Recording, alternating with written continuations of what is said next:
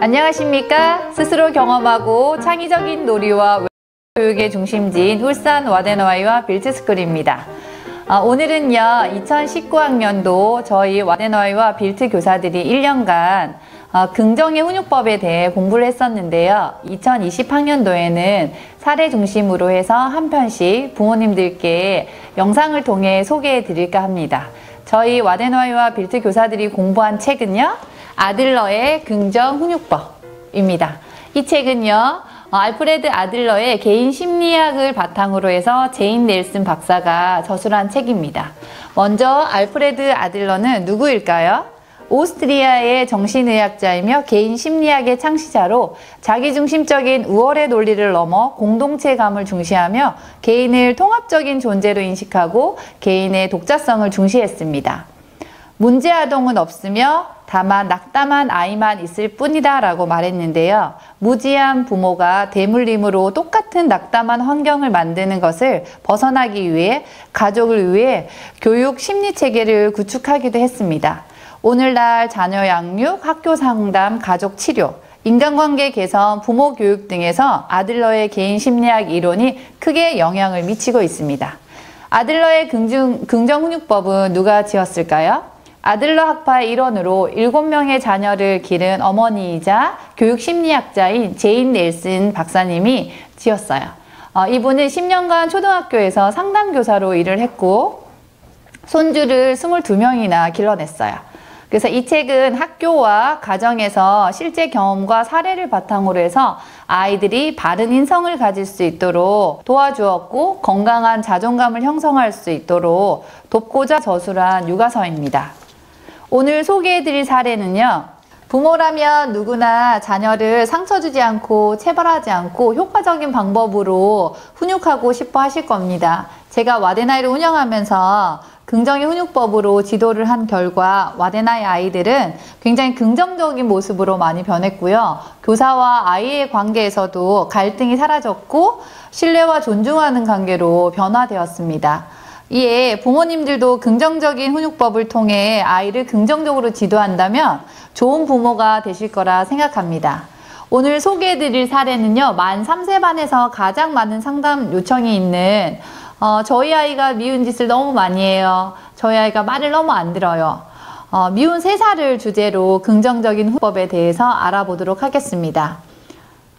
지금은요, 미운 3살의 상황을 부모와 자녀로 나누어 이해해 보겠습니다. 미운 3살의 부모는요, 자녀를 통제하고 보호하려는 마음에 아이의 개성화를 존중하지 않고요.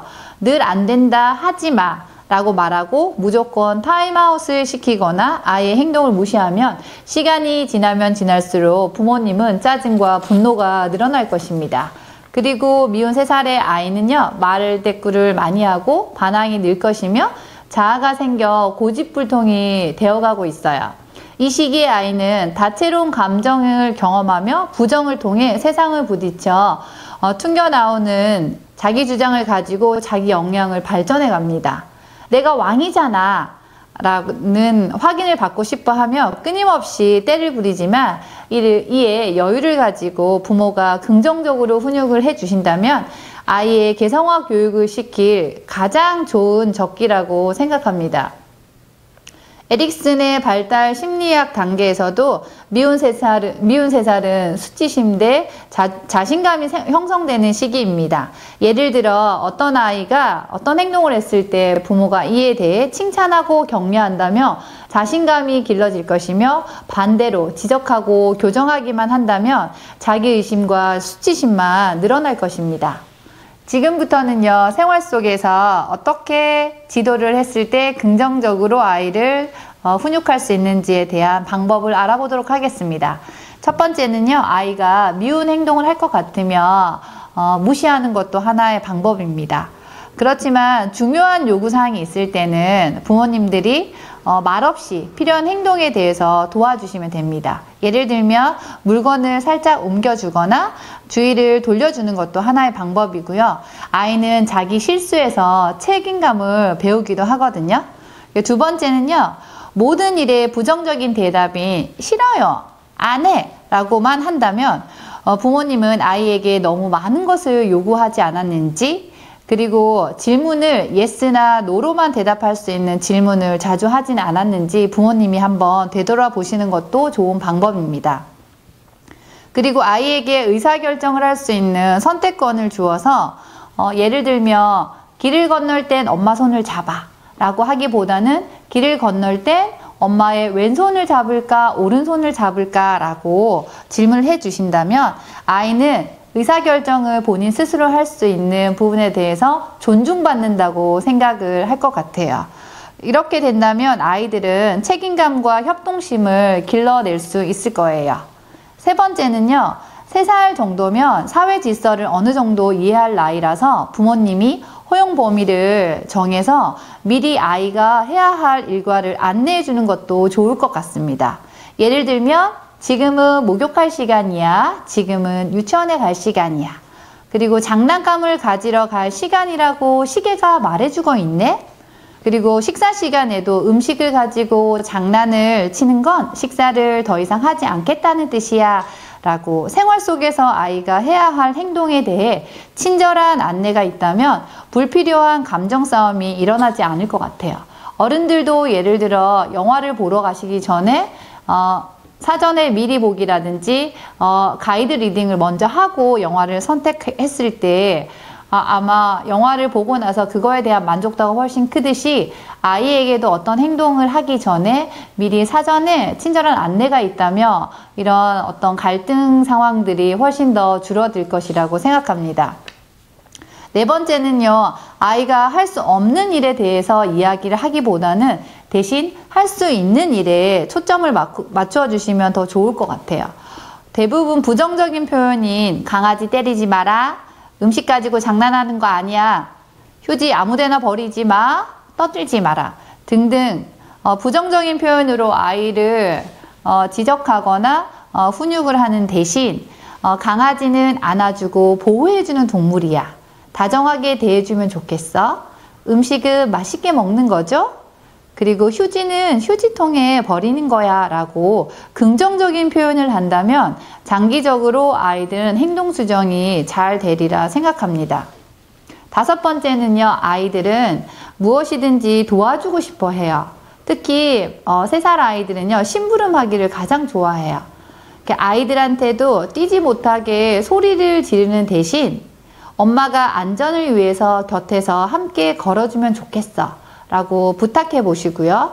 소리를 지르는 아이에게는 이 공간은 조용히 책을 읽는 공간이니 작은 목소리로 이야기해 주면 좋겠어 라고 친절하게 부탁을 한다면 아이들은 훨씬 더 긍정적으로 자라리라고 생각합니다.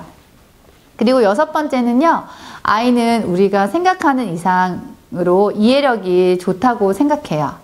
그래서 어머님들이 충분히 그 상황에 대해서 설명을 해 주신다면 아이는 스스로 생각하고 결정할 수 있을 것 같아요.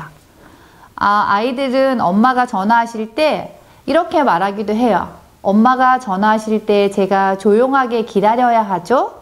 그리고 친구가 옆에서 책을 읽을 때는 우리 아이들은 조용하게 이야기를 나누어야 해요 라고 아이들 스스로가 부모의 말을 이해하고 실천할 수 있거든요. 그리고 7번째는요, 아이들이 실수를 받아들이고 도전할 수 있도록 항상 다시 해보렴 이라는 말을 통해서 나중에 다시 기회가 주어질 거라고 희망적인 이야기를 해주시면 좌절감과 수치심 대신 에릭슨의 발달 이론에서처럼 자존감이 높아지고 자신감이 생길 거라 생각합니다. 끝으로 미운 3살이 되지 않게 예방하는 좋은 습관을 길러주는 방법에 대해서 알려드리겠습니다. 3살 아이는 서두르는 것을 싫어해요. 연령에 맞게 스케줄을 정하고 활동을 할 수 있는 충분한 시간을 제공해 주시고 부모님들께서 기다려 주셔야 해요. 그리고 부모님은요, 힘겨루기와 통제를 최소화로 해주시고요, 용기와 권한을 주셔야 해요. 행동 수정을 해주실 때는요, 말은 한 번만 해주시고 행동으로 보여주는 것도 아주 좋은 방법입니다. 그리고 아이가 상황 이해를 못했다면요, 부모님의 감정이 편안해졌을 때 역할놀이를 통해서 연습하는 것도 하나의 방법이에요. 식사 시간에 문제가 생겼거나 부모님이 마음에 들지 않는 행동을 아이들이 했으면 어머님의 감정이 정리됐을 때 차분한 분위기에서 식사 상황을 역할극을 통해서 지도를 하는 것도 좋은 방법이고요. 친구들하고 놀이 시간에 어떤 고집을 거나 문제 행동이 발생했을 때 집에서 비슷한 환경과 상황을 만들어서 이제 역할극을 통해서 다양한 솔루션을 제공해 주시는 것도 하나의 방법이 될 것 같아요. 그리고 마지막으로 아이가 원하는 것을 얻지 못했을 때 아이의 감정을 읽어주세요. 속상했지? 엄마가 어떻게 도와주면 기분이 좋아질 것 같아 라고 친절하게 감정을 이해해 준다면 아이들은 미운 3살이 아니라 어쩌면 문제 해결을 스스로 선택하고 결정하고 더 합리적인 방법으로 그 상황을 잘 이겨내지 않을까 생각해요. 오늘은 미운 3살에 대해서 아이들의 행동을 알아보았지만 저는 아이를 더 긍정적으로 키운다면 어머님, 아버님 머릿속에서 미운이라는 단어는 지금부터 지우시는 게 좋을 것 같아요. 부정적인 단어를 떠올리지 않고 긍정적인 예쁜 3살로 어머님들이 미리 아이를 대할 때 정해두시면 아이의 모든 행동들은 어쩌면 새로운 일에 대한 도전이고 시행착오를 통해서 더 좋은 어떤 경험과 능력을 키워가지 않을까 생각하거든요. 부모님은 항상 상냥하고 부드럽지만 단호한 태도로 허용 범위를 정해서 말한 대로 행동해 주시고 안전이 걱정되지 않으면 아이 스스로 배워가는 과정을 긍정적으로 바라봐 주시기 바랍니다. 그리고 인생에서 어느 한순간 중요하지 않을 때가 없다고 생각해요. 지금 이 순간이 제일 소중하듯이 3살도 다시 오지 않는 나이예요. 지금 느껴야 할 그 과정은 지금 꼭 많이 느낄 수 있도록 기회와 그런 환경과 공간을 제공해 주시고 많이 사랑해 주고 격려해 주신다면 저희 아이들은 긍정적인 자아 개념을 형성한 바른 인성을 가진 아이들로 잘 자랄 수 있을 것 같아요.